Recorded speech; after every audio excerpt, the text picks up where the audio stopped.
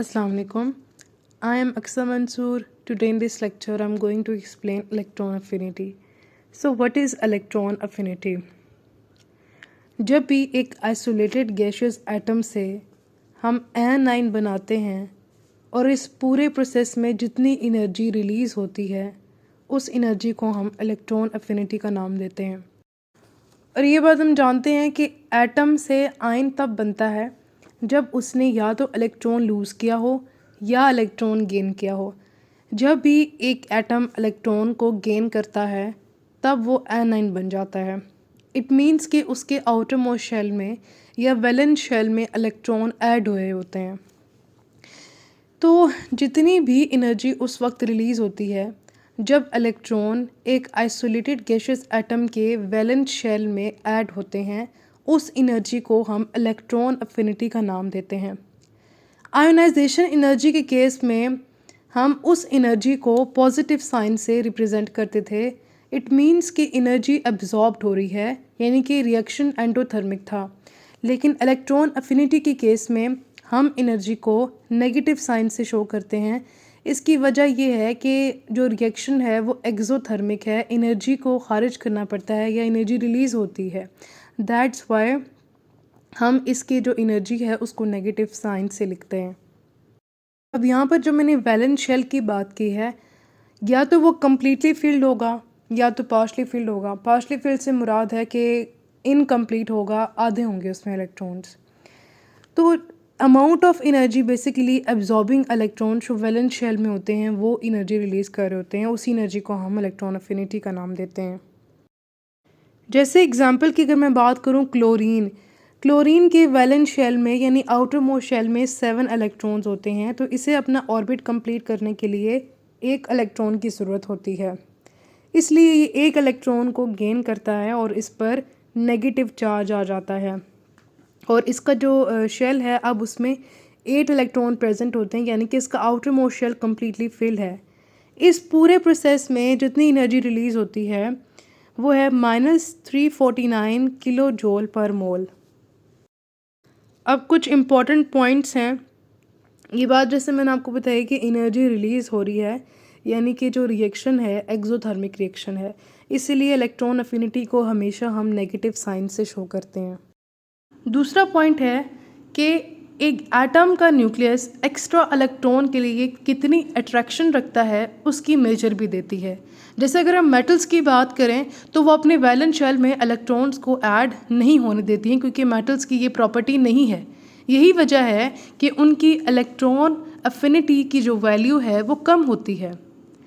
लेकिन अगर हम नॉन मेटल्स की बात करें तो वो अपने वैलेंस शेल में इलेक्ट्रॉन को ऐड होने देते हैं, क्योंकि उन्हें अपना ऑक्टेट कंप्लीट करना होता है और स्टेबिलिटी अटेन करनी होती है।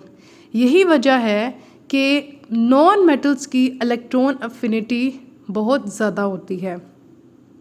ये बात आपने हमेशा याद रखनी है कि नॉन मेटल्स की इलेक्ट्रॉन अफिनिटी हमेशा मेटल्स की निस्बत ज़्यादा होती है, क्योंकि नॉन मेटल्स खुद को स्टेबल करने के लिए इलेक्ट्रॉन को अपने वैलेंस शेल में ऐड करवाते हैं और एनर्जी रिलीज़ होती है और उसी एनर्जी को हम इलेक्ट्रॉन अफिनिटी का नाम देते हैं। नेक्स्ट है factors affecting the electron affinity. Number 1 is atomic radius, इसको हम एटॉमिक साइज़ भी कहते हैं। इलेक्ट्रॉन अफिनिटी और एटॉमिक साइज़ का इन्वर्स रिलेशन है।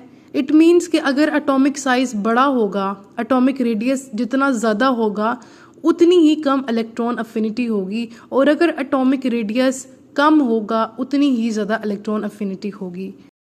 सेकंड फैक्टर है न्यूक्लियर चार्ज। न्यूक्लियर चार्ज का और इलेक्ट्रॉन अफिनिटी का डायरेक्ट रिलेशन है। जितना ज़्यादा न्यूक्लियर चार्ज होगा उतनी ही ज़्यादा इलेक्ट्रॉन अफिनिटी होगी, और जितना कम न्यूक्लियर चार्ज होगा उतनी कम इलेक्ट्रॉन अफिनिटी होगी। जब भी अफेक्टिव न्यूक्लियर चार्ज इंक्रीज़ होता है, उसके इंक्रीज़ होने की वजह से इनकमिंग इलेक्ट्रॉन के लिए जो न्यूक्लियस की अट्रैक्शन है वो इंक्रीज़ हो जाती है। यही वजह है कि इलेक्ट्रॉन अफिनिटी इस केस में इंक्रीज़ हो जाती है। और अगर हम ऐसा करें कि शील्डिंग इफ़ेक्ट को बढ़ा दें, शील्डिंग इफ़ेक्ट को बढ़ाने की वजह से जो न्यूक्लियस की अट्रैक्शन इनकमिंग इलेक्ट्रॉन के लिए होगी वो बहुत कम हो जाएगी। तो इस केस में इलेक्ट्रॉन अफिनिटी कम हो जाएगी। तो इससे ये कंक्लूजन निकलती है कि electron affinity is inversely proportional to shielding effect. It means जितना ज़्यादा शील्डिंग इफेक्ट होगा उतनी ही कम इलेक्ट्रॉन अफिनिटी होगी। नेक्स्ट है variation in the periodic table. सबसे पहले डाउन द ग्रुप, जैसे जैसे हम नीचे जाते जाते हैं तो इलेक्ट्रॉन अफिनिटी डिक्रीज़ होती जाती है। इसकी वजह यह है कि जैसे जैसे हम नीचे जाते हैं एटॉमिक साइज़ यानी उसका फैलाव इंक्रीज़ होता जाता है और उसका इलेक्ट्रॉनिक शेल सक्सेसिव अमाउंट में इंक्रीज़ हो जाता है। शील्डिंग इफेक्ट बढ़ जाता है जिसकी वजह से न्यूक्लियस की अट्रैक्शन इनकमिंग इलेक्ट्रॉन के लिए कम हो जाती है। डिस्टेंस न्यूक्लियस और आउटर मोस्ट इलेक्ट्रॉन में वो बढ़ जाता है, तभी जो फोर्स ऑफ अट्रैक्शन न्यूक्लियस की आउटर मोस्ट इलेक्ट्रॉन की तरफ होती है वो भी कम हो जाती है। यही वजह है कि electron affinity down the group decrease होता है। जैसे मैंने आपको फ्लोरीन और क्लोरीन की एग्जांपल दी कि फ्लोरीन का साइज़ बहुत छोटा होता है, उसके जो 7 इलेक्ट्रॉन्स होते हैं वो 2s और 2p सब शेल में होते हैं और थिक इलेक्ट्रॉनिक क्लाउड की वजह से इनकमिंग इलेक्ट्रॉन्स को वो रिपेल करते रहते हैं। जैसे जैसे नीचे जाते जाएंगे चूँकि न्यूक्लियस का और आउटर मोस्ट शेल का डिस्टेंस बहुत ज़्यादा बढ़ जाता है, न्यूक्लियस की जो अट्रैक्शन इनकमिंग इलेक्ट्रॉन के लिए बहुत कम हो जाती है। यही वजह है कि electron affinity down the group कम होती जाती है, डिक्रीज़ हो जाती है। नेक्स्ट है along the period. Along the period electron affinity increase होती जाती है। इसकी वजह यह है कि एटॉमिक साइज़ या एटॉमिक रेडियस कम होता जाता है और उसका न्यूक्लियर चार्ज भी कम होता जाता है।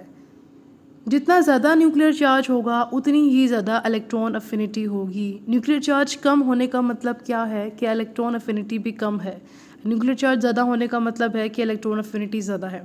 एटॉमिक साइज़ कम हो जाने का ये मतलब है कि न्यूक्लियस और आउटर मोस्ट इलेक्ट्रॉन का जो डिस्टेंस है यानी कि आउटर मोस्ट शेल का जो डिस्टेंस है वो बहुत कम हो जाता है, न्यूक्लियस के करीब आ जाता है उसका आउटर मोस्ट शेल, क्योंकि उसका फैलाव इतना ज़्यादा नहीं होता और जो फोर्स ऑफ अट्रैक्शन न्यूक्लियस की आउटर मोस्ट इलेक्ट्रॉन की तरफ वो भी इंक्रीज़ हो जाती है। यानी कि जो न्यूक्लियस की अट्रैक्शन होती है इनकमिंग इलेक्ट्रॉन के लिए वो अलोंग द पीरियड इंक्रीज़ होती जाती है। वो ज़्यादा अपॉर्चुनिटीज़ क्रिएट करता है उन एटम के लिए जो अलोंग द पीरियड होते हैं कि उनके आउटर मोस्ट शेल में इलेक्ट्रॉन ऐड हो जाए, क्योंकि उनका साइज़ कम होता है, न्यूक्लियस चाह रहा होता है, न्यूक्लियस उसको अपॉर्चुनिटी देता है कि जो इलेक्ट्रॉन्स हैं वो उसके आउटर मोस्ट शेल में ऐड हो जाएं, उनको स्टेबिलिटी मिल जाए, उनका ऑक्टेट कंप्लीट हो जाए। तो अट्रैक्शन जो होती है इस केस में न्यूक्लियस की इनकमिंग इलेक्ट्रॉन के लिए वो ज़्यादा होती है, क्योंकि न्यूक्लियस का होल अब आउटर मोस्ट शेल पर ज़्यादा है क्योंकि वो उसके ज़्यादा करीब है, डिस्टेंस अब कम हो चुका है। यही वजह है कि electron affinity along the period increase होती है। That's all for today. I hope so आपको इलेक्ट्रॉन अफिनिटी वाला टॉपिक बहुत अच्छे से समझ आ गया होगा। अगर आपको मेरी वीडियो अच्छी लगी है तो मेरी वीडियो को ज़रूर लाइक कीजिएगा और मेरे चैनल को ज़रूर सब्सक्राइब कीजिएगा। Thank you so much for watching. अल्लाह हाफ़िज़।